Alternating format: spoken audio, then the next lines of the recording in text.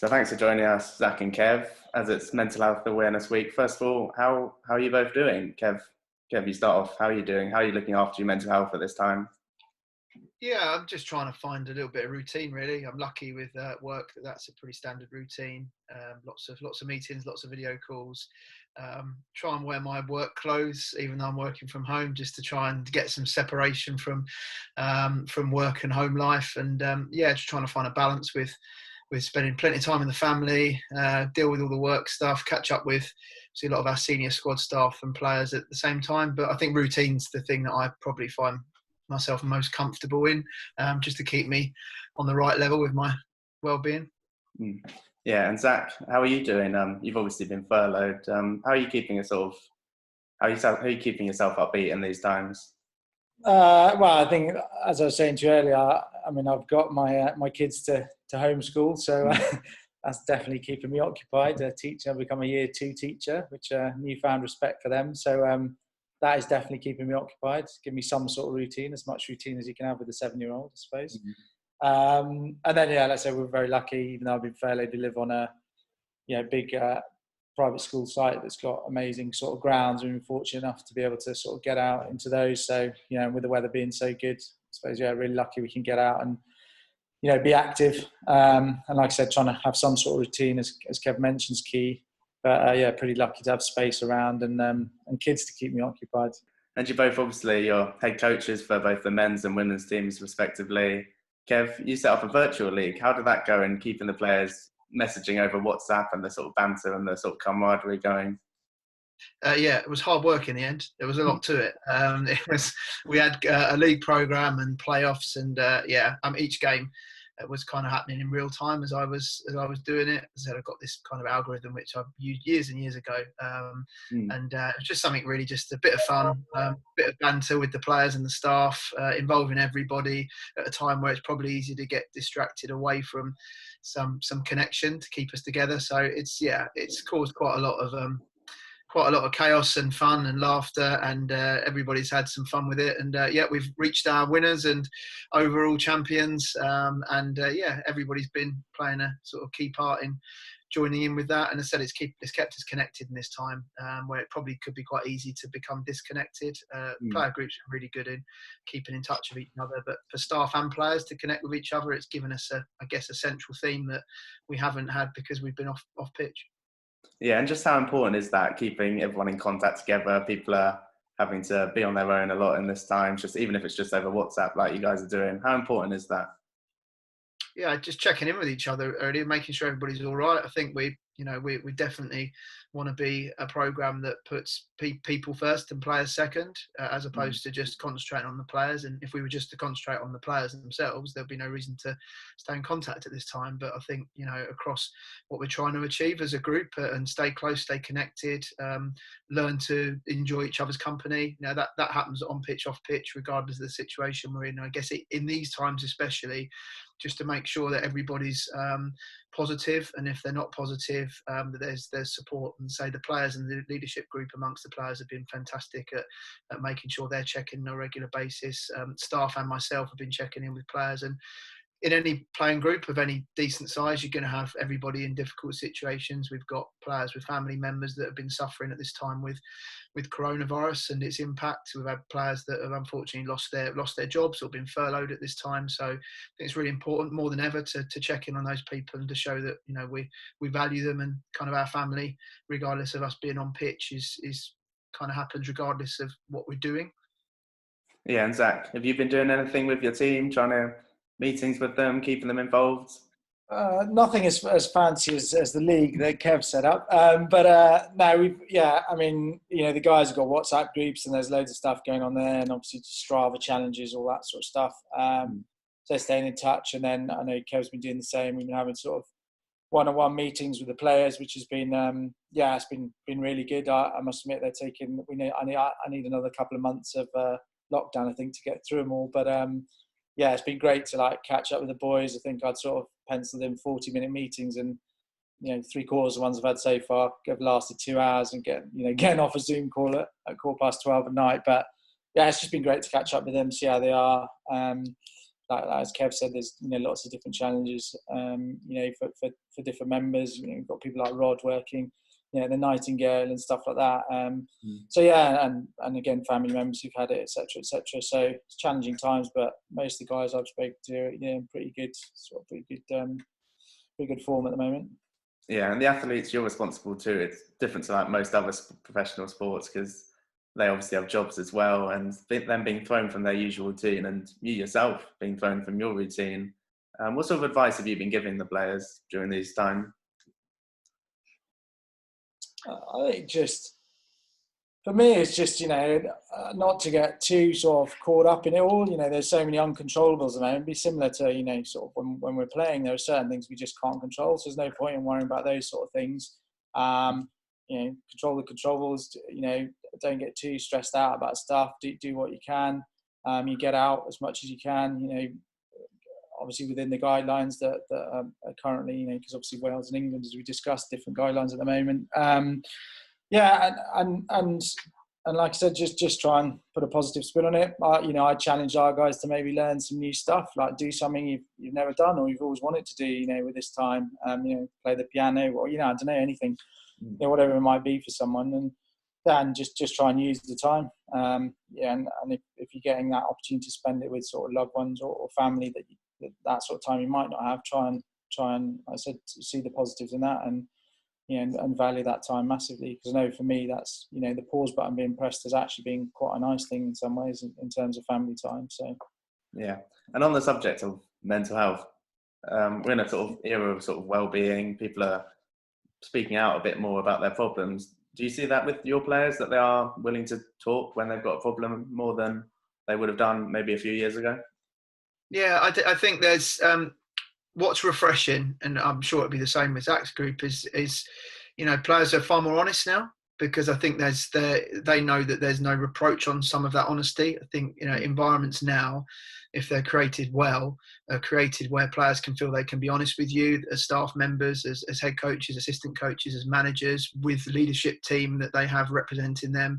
I think now there's a lot more that can be put on the table in terms of feelings, and you're not held to account too much for it in a negative way. I think things are seen now as far more tolerant, which is fantastic, and especially mental health. I think there's very much an equal share around physical health now and mental health, and everybody understands that at certain points it's going to be higher and it's going to be lower, and when it's lower, that's when support can come in. But it isn't now deemed as a weakness. It's just deemed as like an injury would be in physical situations. That it's just something that you have to deal with, and you can deal with it sometimes on your own. Sometimes you need support to deal with it. But I guess all of us are, again, player-centered in our approach, in the fact that we're prepared to handle these tough conversations and deal with them, and there's an honesty there. And I think honesty only happens when the environment makes it able. Yeah. And Zak, do you see that with your team? Obviously with men, it's sometimes men find it a bit more difficult speaking out about their mental problems than women, and with a competitive environment that you're in with the teams. Would you say that in your squad? Yeah, I think, I suppose historically there probably has been a little bit of difference, and that maybe still is, between sort of men and women. I think generally, having worked sort of with female club environment, they are more open, sort of more honest, probably those conversations have been. But I do think, that's changing. Obviously, lots of sort of high profile sports people have come out, especially on the men's side. And yeah, I think this generation, as Kev said, also, I think they're far more used to talking about those sort of things than maybe we were in our day, Kev, when our coaches probably wouldn't even look into the conversation. I'll just get on with it. And I think that's part of the evolution. I think it's been an interesting one as coaches to sort of go through that side and to sort of, I suppose, manage more of that going, more of that honesty and openness, which has its challenges, but yeah, it's definitely a good thing that I'd like to think the guys are pretty open, and as Kev said, I've some long conversations with guys, and we've had some players with issues, and hopefully we've been able to discuss them. They've been out in the open, and I think they found certainly being open and honest about them, not just potentially with staff, but with the group, has really helped, and they've actually ended up getting a lot of support from the group, which maybe initially they didn't expect. to happen, or they may be expected not to be looked down upon, but actually it may be their feelings not to be considered as much. Whereas, I think the guys who have been open about it, actually they found a lot of support from it. Kev, what about your squad? Has anyone had a sort of mental health issue, and how did you deal with it? Yeah, I think it's a tough one because obviously, our program isn't hugely resourced, and we understand that, and we understand some of the limitations we have to work to, and players fully understand that as well. So we have services like the sports chaplaincy, which is a confidential service which have integrated with us now at Hockey Wales and provide support for our senior programs and age group programs. So that's available for players to get in touch with them, just to be able to talk through issues. So that's a very sort of friendly service that's able just to have somebody get something off of their chest, which sometimes is, almost a first level thing to overcome, is just getting something off your chest and out your system.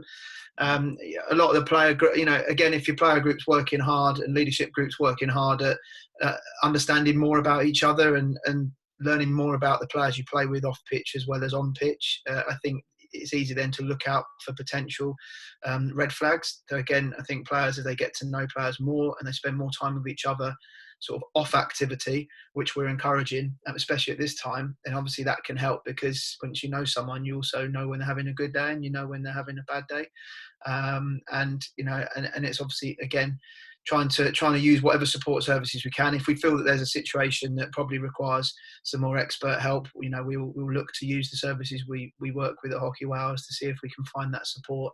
But obviously to not leave players out of that situation, and also to check in with the players regularly. It might be that they're taking a little break from the programme and relax and reflect on your situation. So there's opportunities, again, just to come out of that for a while, check in with those players regularly and see where their head's at, and try and help and support as much as you possibly can.